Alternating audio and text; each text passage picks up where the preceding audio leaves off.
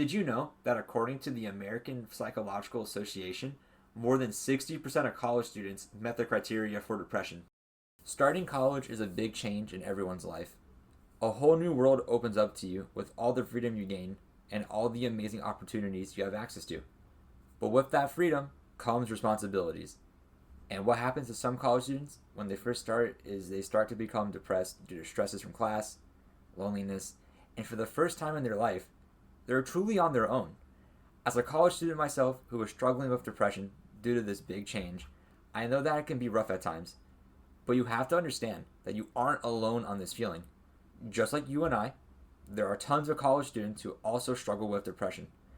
In this video, I'm going to be going over the best tips you could apply to your daily life as a college student struggling with depression to help navigate those dark feelings. The first tip I would recommend to college students and everyone would be to maintain a good work-life balance so that you can take time for yourself to participate in hobbies or interests that make you happy, and most importantly, take care of yourself. Having a good work-life balance allows you to not only get your work done, but it also lets you relax and enjoy life at the same time, which could improve your mental state dramatically. Even though there's a lot of benefits to having a good work-life balance, I completely understand that some college students may feel as if they don't have enough free time to prioritize self-care or make time for themselves due to their workload with school, work, and extracurricular activities. While it is true that most college students have a busy schedule, putting your mental health first is essential for your success and overall well-being, and not just life and college. Research from the document on PubMed shows that prioritizing mental health can improve academic performance and reduce stress, making it easier to manage both personal and academic responsibilities, which in turn can lead you to leading a more stress-free life, lowering those feelings of depression. The second tip I would recommend is seeking support from peers or campus groups to foster a sense of community and belonging. By seeking out these groups, it not only can reduce feelings of loneliness that would make your depression worse, but it can also allow you to start recovering from your depression, as you can only do so much on your own that you couldn't do without the help from your peers, loved ones, and counselors. I know that when struggling with depression, the last thing most people want to do is make it public to everyone due to the stigma that surrounds mental health issues and those who seek help to deal with them, which is completely understandable. But you need to prioritize your own mental health and try not to worry about what others may think about you. While the stigma around mental health is a real barrier, addressing mental health is becoming more and more normalized as time goes on. Many college campuses now have awareness campaigns that reduce the stigma around mental health care. For example, studies from the American College Health Association show that students are increasingly open to seeking help, with more than 60% of college students saying they would seek help if they were struggling with depression. To build on this, I spoke with Dr. Sarah Ferguson, a clinical psychologist who emphasized just how damaging isolation can be for college students struggling with depression. She explained that social withdrawal often worsens symptoms, making students feel even more alone and less likely to seek the help they need. That's why staying connected, whether it's joining a club, reaching out to friends, or simply talking to someone you trust, can be a powerful step towards healing.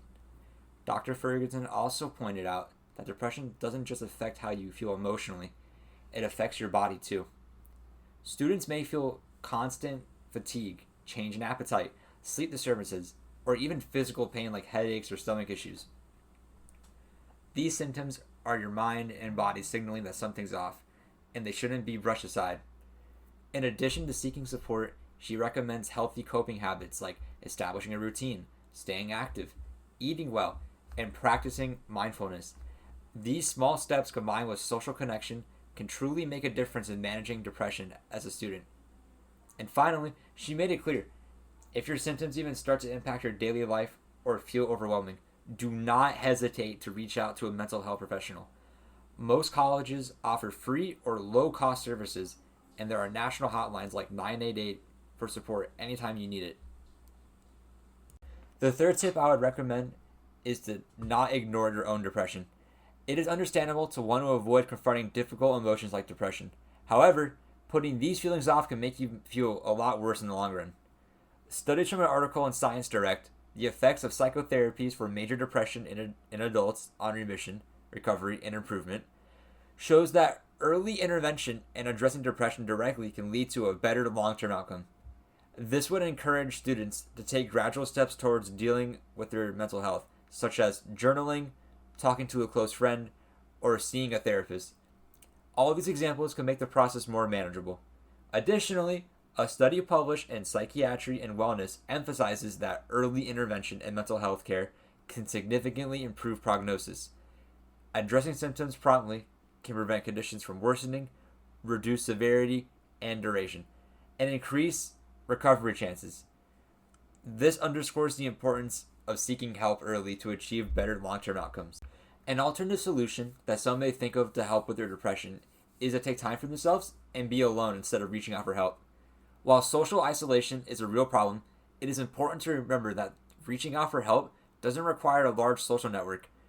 Many students start with smaller steps, like attending group therapy or connecting with a counselor. Research from Cohen and Will's article, APA PsycNet, shows that even limited support can have a positive impact on mental health. Furthermore, college campuses are rich opportunities to connect with others, such as clubs, support groups, or wellness events. A study published in PubMed reveals that college students with lower quality social support are at a six-fold higher risk of experiencing depressive symptoms compared to those with a high quality support. This underscores the critical role of even limited social connections in mitigating mental health challenges. At the beginning of this semester, I was in a darker place than I am now. I've never been big on change, as it tends to make me feel depressed and unmotivated. So starting a new semester with new professors, classmates, and a new schedule was rough for me. However, as the semester progressed, I began to change my learning process. At first, I was unmotivated in how I conducted my research, but over time, I started developing better habits that significantly improved my learning experience. Starting assignments earlier, building consistent study habits, and even meeting new people have all contributed to this improvement. These changes have not only helped me academically, but also personally, and I plan to continue building on these habits moving forward. At the end of the day, college can be a rough transition, and it's completely normal to feel overwhelmed or even depressed during that time. But through small intentional steps like creating a better work-life balance and seeking support from those around you, it's possible to manage those feelings and start feeling more in control. My own experience this semester has shown me that change is hard, but it's also an opportunity for growth. By recognizing what wasn't working and actively making changes in my habits and mindset, I've seen real progress, and so can you. Remember, you're not alone, and reaching out or making even one positive change can be the first step forward to recovering from your depression.